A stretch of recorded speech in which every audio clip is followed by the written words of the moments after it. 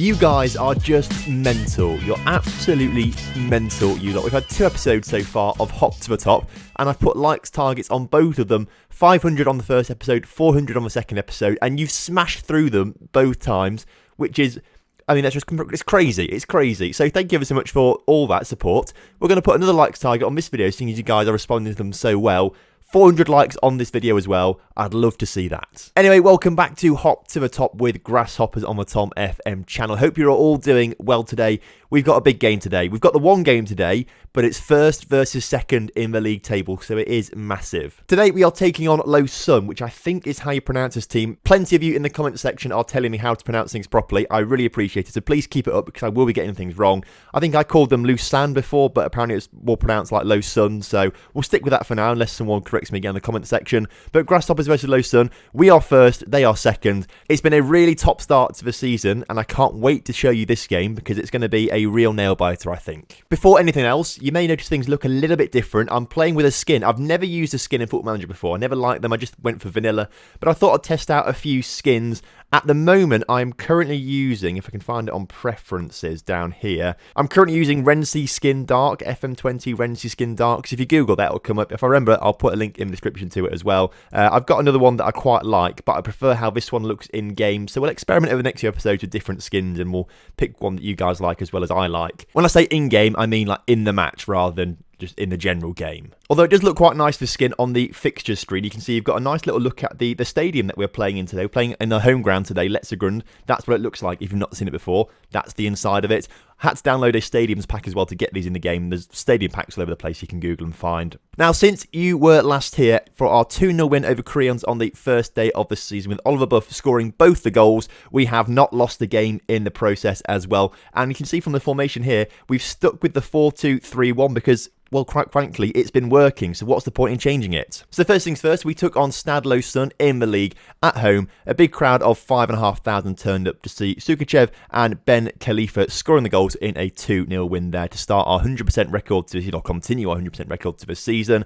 Again, another 2-0 win the game after that against Arrow. This time, Oliver Buff and Subotic gets a penalty in the 84th minute, so that was particularly good as well. I enjoyed that game immensely. Very weird stadium, this one as well. Obviously quite a small one. It's obviously a bit of a regional one, but still a good amount of people coming, 5,000, so must fit a decent crowd. I suppose as well, I'm just trusting that the stadium pack is assigned to the right club. This could be any stadium in the world. It might not be Arrow Stadium, but I'm just trusting that it is. Next up, we took on Chiasso, which I think is probably how you pronounce this team's name, and we won 3-1 in this particular game. We took the lead through Salatic before they equalised in the 33rd minute, before Oliver Buff, that man, once again scoring in the 41st minute, and Ben Khalifa scoring a penalty this time around. Ben Khalifa, who we sort of slagged off a little bit last episode after missing a sitter in the opening minute of the first game of the season, has come good and scored a couple of goals in there, and he grabbed another one in a win against Winterthur as we won 2-1 in this particular game. We scored first through Ben Khalifa. The winger Peter Pusic scored in the 69th minute before they brought one back, but we managed to see the game out as well. It looks like an artificial pitch there, which could be right, could be wrong, I don't know. Next up though, we had a little bit of a shock. We played against this team called Muttenes, and they are a semi-professional regional side. They're so poor, they don't have a stadium in the game, so that's use the generic stadium thing here instead. I decided that we were going to play a youth team in this particular game. So you look at this and you'll think, I don't recognise any names in there because they're all youth players, and we'll talk about the youth team in today's episode. But we decided to change formation away from our winging formation to that 5 at the back formation with the 2 attacking midfielders that I showed you last episode as well. We went for that with the youth team. Didn't really work because we had to rely on penalties in the end. We won 3-0 on penalties, which was quite good. They didn't score a single penalty. Keller, it looks like he's pretty good at saving penalties because he saved all the penalties he had faced against him, which was good.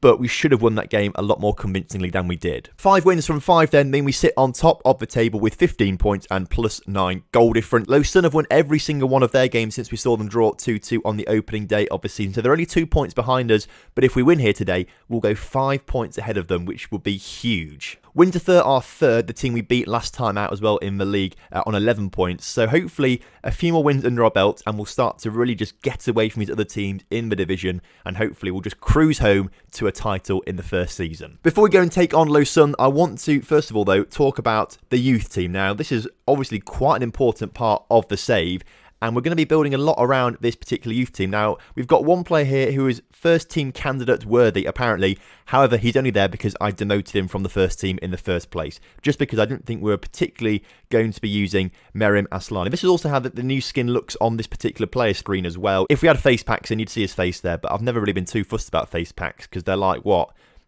Just like 10 gigabyte plus, and it's like, it doesn't really add anything to me. I prefer logos and things like that, so I don't really bother with the face packs. After a while, it all becomes regens anyway, so it doesn't really bother me too much at all. He's a winger though on the left hand side, but he's just not quite up to first team standard yet. He's not got the required potential either, so I just thought we'd take him out the first team to just sort of reduce the amount of names I've got to remember in that first team. So he could come up at some point if needed, but I don't expect to use him at all, really, although he is apparently the first person in the youth team to be seen as a first team candidate. So first of all, we'll look at our under 21 squad, and I'm sorting it by this progress bar. So apparently this is a new thing. It's a progress bar, which tells you how they've progressed in the last 2 months or so. And if it's upwards like that, then it's usually pretty good. If it's downwards like this, it means they're getting worse or not progressing particularly quickly.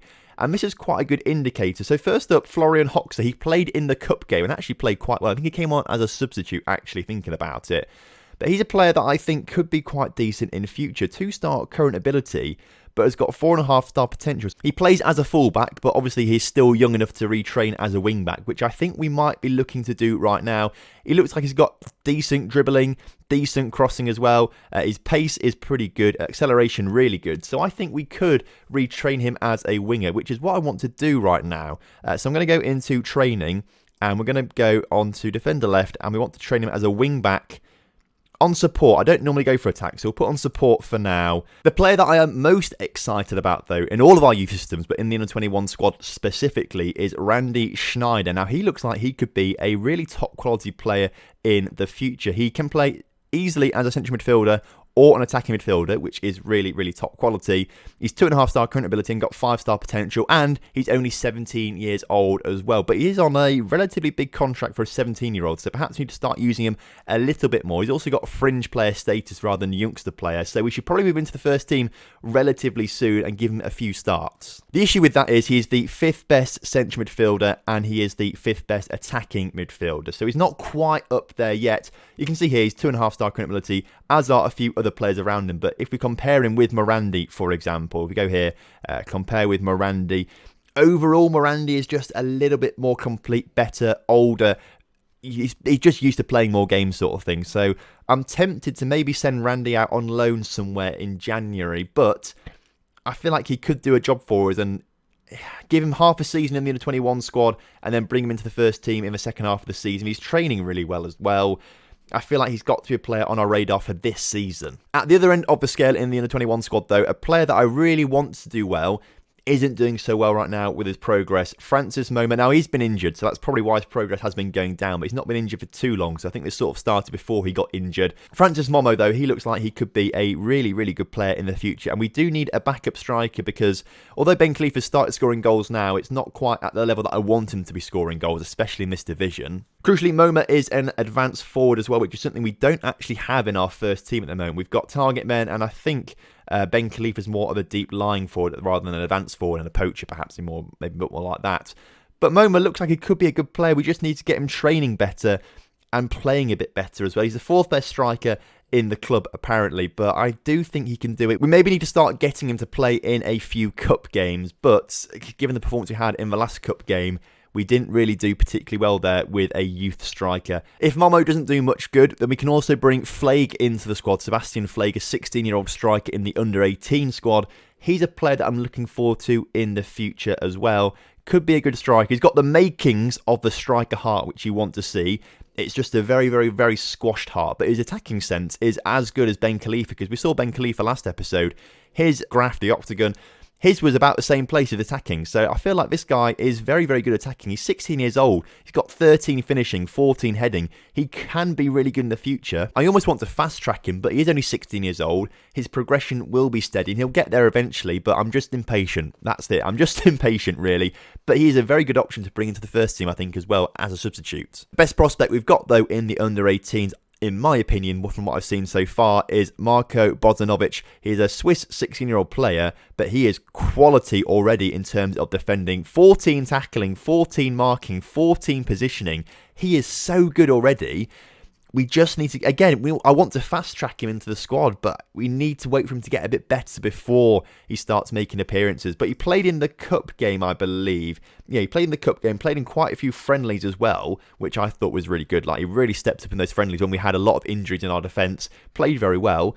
He will be a great player for us. We just have to be patient with him. In terms of the youth candidates, March is apparently when we're going to have our youth intake. We will get a preview closer to the time, and when that comes through, I'll talk to you about it then. But I'm looking forward to seeing what the youth intake will bring this season. We have got, as you can see here, well, first of all, we've got great youth facilities, which is really good. We've got 3.5-star youth facilities apparently. If we look into facilities actually though, brilliant, excellent academy coaching and excellent youth recruitment. So we should be bringing through some really good regens. We might just have to be patient though with how good they're going to be to get into the first team. That's the only issue. I want to try and fast track everyone. I want a team of 17-year-olds just playing top division football. That's my dream. But enough of the youth development stuff. You've seen some of the players that I'm earmarking for positions later on in the season. And we're going to move into today's game. We're going to stick with the 4-2-3-1 that we saw last episode because it's working in the league, working well, and hopefully it will beat Lausanne today and we can retain our space on top of the table and extend it to 5 points. That would be fantastic. We are going to be playing with some players that I don't think you've seen before. So you've seen Salvi, you've seen Sore, you've seen Messanaro. I don't think you have because if we look at this, Svetkovic got injured. He's currently injured at the moment, Svetkovic, with a twisted ankle. He was out for a few weeks. So I'm not sure if we brought him on the bench, Elias Messanaro, last episode or not. But he comes in, and actually his marking and positioning is worse than that 16-year-old. His actual defending arrow here on the octagon is worse than that 16-year-old. So he's only 18 himself, bless him. If he doesn't start playing well, we know a 16-year-old who can come into the side and probably do better than him in some situations. So welcome to the club, him. You've also not seen Vitower because he was injured last time as well, but he's going to be our starting left back. Interestingly, he's also a natural left midfielder as well, so quite versatile. He looks like a good player, and actually I've been very pleased from what I've seen with him in the entire save so far. 28 years old, so getting on a little bit. We might move him on shortly, but has come in this season on a free transfer after playing in the Super League all his career. You've seen Buff, you've seen Allen, you've seen Sukachev, you've seen Pusic, you've seen Ben Khalifa. Camber, you might have seen him, you might have not. He's coming into the attacking midfield position today because Salatic is injured. He's been playing predominantly in the midfield, but Camber's going to come in. He's 23 years old, 2.5-star current ability. So again, you could probably say, surely we just bring in Schneider, that 17-year-old, give him the game time instead. If it wasn't such a high-stakes game, then we probably would have brought Schneider in because he would be a perfect player to put in this kind of situation. So they are the players that I don't think you've met before. Obviously, again, another information overload with players in today's episode. I hope it's not too heavy for you. But with all of that being said, I think it's now finally time to get into today's game against Lausanne. So straight into it. I've got to go through all these screens again, but we're going to submit the team, go for the game, win it, and go 5 points clear at the top. So kickoff is upon us here today, and this is what I was talking about. This is what I love. This skin that I've got currently in the game, it allows you to have the formations on here as well, which I thought was fantastic as Lausanne nearly scored a goal very early on from that free kick. They've got a resulting corner which is put in, but we've managed to clear it just about for now, and that's the end of the highlight. We'll pause it quickly because this skin, it gives you not only a starting 11 basically, and you can scroll down to the substitutes, but I like how it's got the formations here. It just seems like a better use of the space. The other skin that I'm trying out doesn't do this, and I feel like this gives you a bit more information as you watch the episode yourself, and I feel like this might be better for you. I don't know. We'll test out the other skin next episode as well, just to give you an option, but I thought you might like this. Anyway, game face on now. Game face on as Peter Pusic comes forward on the ball. Can he get the shot away? He does get the shot away, but it's a decent save from the Lausanne goalkeeper, who's wearing number 40. Now, does that mean he is a backup goalkeeper, or is he the first choice goalkeeper who's just a bit odd and prefers to have like a really random number on his back of his shirt rather than number 1? I always find that really weird when teams start goalkeepers with number like 40 on the back of their shirt rather than number 1, as a resulting corner comes in and Sukachev gets his second of the season. A fantastic header there. I seem to think he's quite a small winger, as in he's not particularly tall, so I'm not quite sure how he's managed to win that one in the air as Buff's corner comes in, and at the front post, their number 99 misses it. It serves him right having such a weird number. And Sukachev, who is, he's not a small lad. He's 6'5", so fair play. He probably should have won that. Why is he a winger and 6'5"? He should be a centre back or a target man, surely.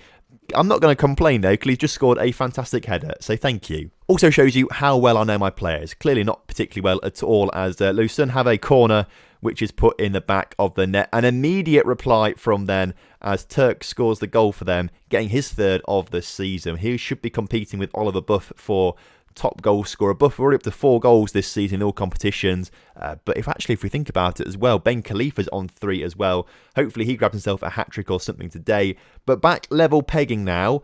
And again, Lausanne coming forward. Now, on paper, I think they are the stronger side than us. So really, they should be the favourites. We're at home, though, so perhaps we should be the favourites. But it's very similar. But on paper, they are the slightly stronger side. So today's game is going to be very telling of how we're going to do this season, I believe, as they look to come forward again. And then number 99, who was at fault for them conceding their goal, actually scored for them. I didn't realise it was him who was number 99, which makes it even more ridiculous. Free kick for them, though, on the edge of the area, and we've just about dealt with it in the end. I think their shot hit the post in the end. I wasn't worried, actually, at that point, unsurprisingly. But we are coming on the counter-attack, as Aragon doesn't do anything with it. So thank you, Aragon. And again, another attack for Lausanne before half-time, as they look to come forward and score one to just take the lead before half-time. Turks on the ball again, shooting from distance over the bar this time. This has been the closest match we have had in this entire series so far. Understandably so as well.